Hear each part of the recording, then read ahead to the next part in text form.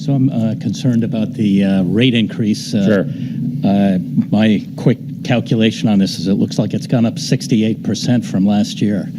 So 5.7. Oh, no worries. I can hear. Yeah. Oh, actually, I don't know if I'm coming through. Sounds like it's coming through. Hello. Okay. Thank you, Toby. Yep. Okay, thanks. Yeah. Yeah, so correct. I don't know if it's exactly 68%, but I assume your math's correct, right? So it went from 5.733 cents to 9.665. Right. And that's a combination of the market differences between 2020 and 2021, which were much lower than they are today. Okay. And the green content has gone up almost double, right? So the cost of that is really what's weighting the prices higher. Right. Keep in mind, however, that right now the RG&E rates are variable rates, so we don't really know what's going to happen in 2024, 2025, right? Right. So, kind of I don't want to call it like, a bet, but basically, if you look at what we did in 2021, the market really increased over that 2-year period, and there was a lot of value for the program. Yeah. Now, I'm not suggesting that exact result's going to occur over the next 2 years, but that's really the kind of decision-making process is to hedge, where the market's today. Right. On the advent that the market goes higher, both the green component and the regular power goes higher over 2 years. Well, the green component, I'm concerned about that as well because the 50% green compared to the 100%, it's only a penny more for the 100%. So that seems to suggest that the green component is really a minor part of the total cost.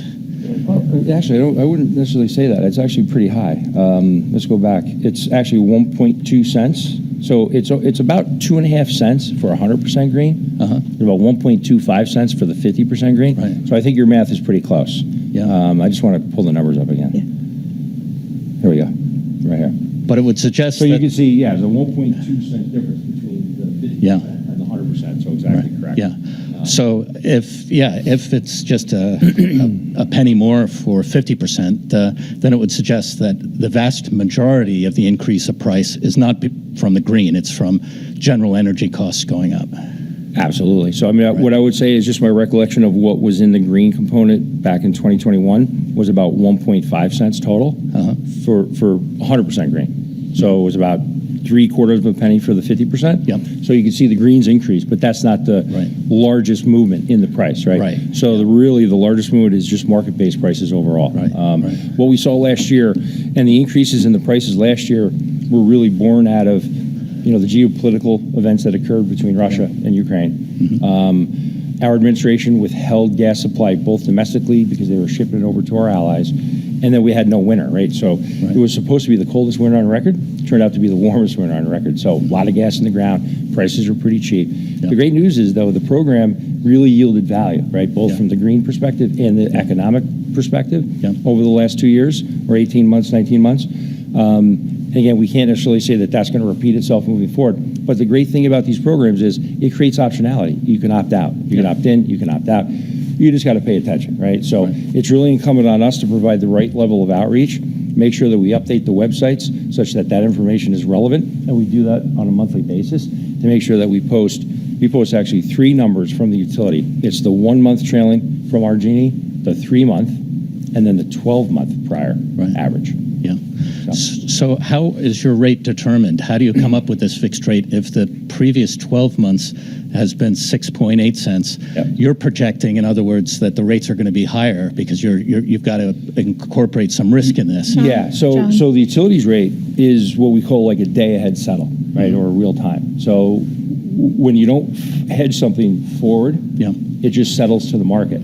John, could you please go through the procurement process and how we got the quotes too? Yeah, so how we came up with the prices, we go to market to multiple suppliers. We as an administrator typically only work with the largest, most credible suppliers from a credit perspective, experience perspective. So we went to bid with 2 of the largest suppliers in the space, Direct Energy and Constellation New Energy, right? Constellation is the current and will be the future supplier for the program. So we go to competitive bid. It's released, in a public forum.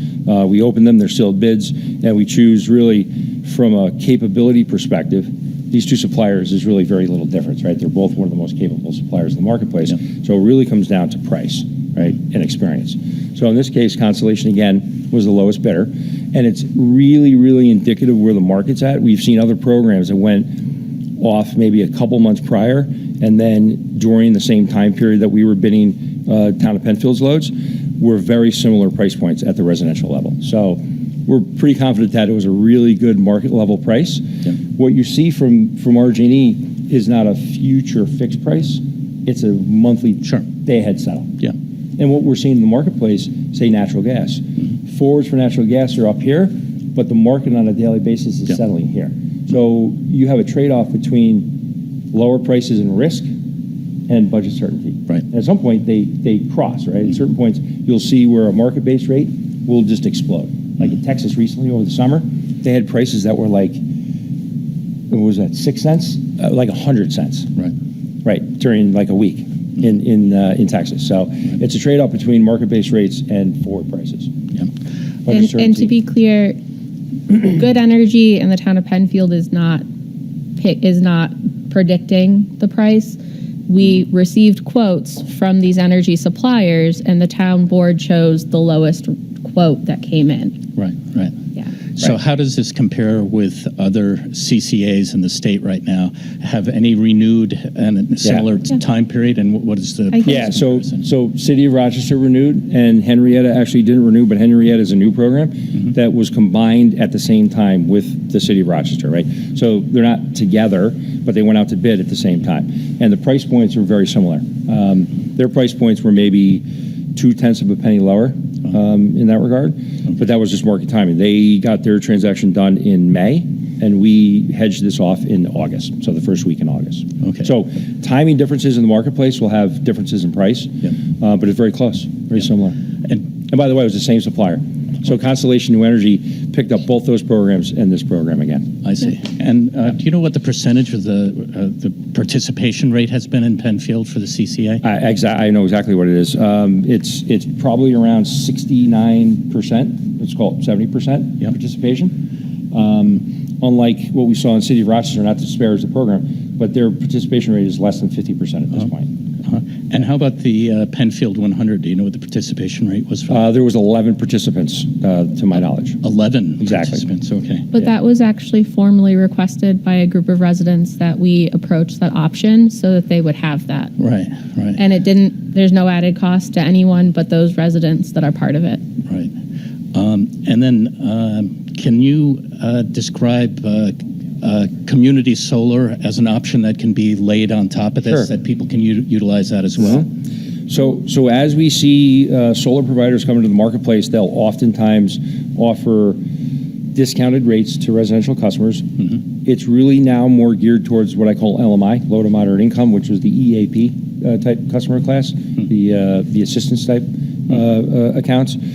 So most of that load, and it's mandated by NYSERDA in the state of New York, has to go to those LMI type customers. However, oftentimes we'll find there's offers out there where you can get either a 5% or a 10% discount on your entire bill, completely aside from the supply. It's just a separate offer. And we don't bundle the two right here for this program. Other programs have tried to bundle those offerings, right? The community solar with the supply. It didn't work out so great, so we keep them independent at this point. Okay. And to be clear, at this point, the Town of Penfield does not have a community solar option. The town may not, but Yes. the public But an does, individual so, resident yes, can they go do. out and Yeah, get because it I've been themselves. participating with that. I've been using the CCA as well as community solar, and then I save 10% a month. 10%? On, Right. good. Yeah, it's a good program. All right, thank you. Oh, no worries.